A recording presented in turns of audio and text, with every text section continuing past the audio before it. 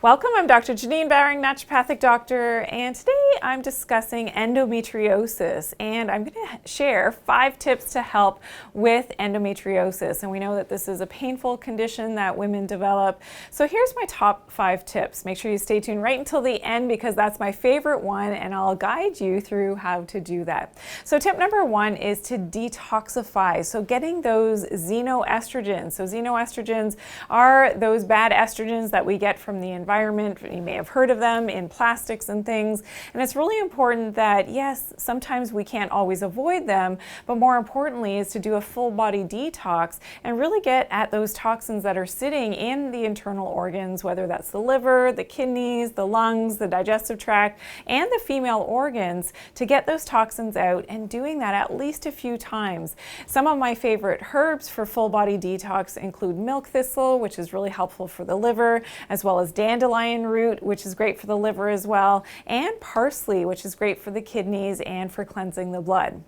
Tip number 2 is to decrease the inflammatory PUFAs, or polyunsaturated fatty acids, in the diet. Now, these could be causing a lot of inflammation and certainly doesn't help with any type of painful condition in the body, so you want to get those PUFAs out. So things like margarine, canola oil, and some of the seed oils are really notorious for increasing that inflammatory response, and we want to definitely make sure that we're focusing on some other fats, which is my tip number 3. So increasing our omega-3 fatty acids. It's the ratio between the omega-3s and the omega-6s, which can be pro-inflammatory.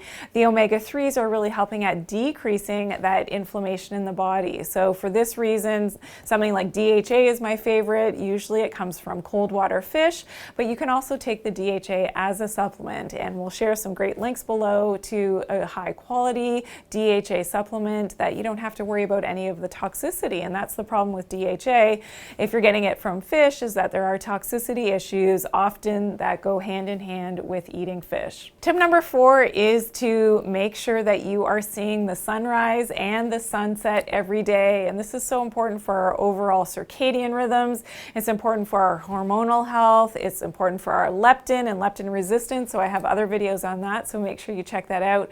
So anything that's hormonally related, and we know that endometriosis being a female condition, we really want to make sure that we are finding balance for those hormones and decreasing, that likelihood of the hormones being out of balance, just for the fact that we're not connected to the earth and to nature and Mother Nature. So looking at that sunrise activates our melanopsin, which helps with our sleep and our other hormones, but really wakes up our brain and all of our cells' batteries first thing in the morning so that we can carry out our day in a healthy way. So it will go a long way for helping with endometriosis as well.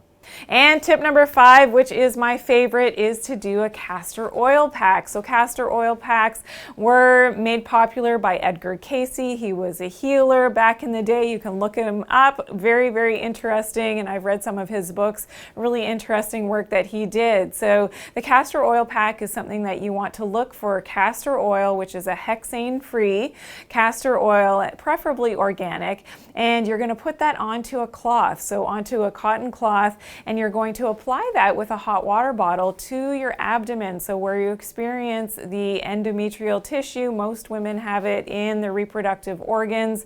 This is really, really important for being able to help with not only the pain, but also the healing and the detoxification of those organs as well. So you're gonna love it. Check out, we're posting a whole video on exactly how to do that castor oil pack, so make sure you check that out. So it'll give you the step-by-step on how to do it and how to help yourself naturally.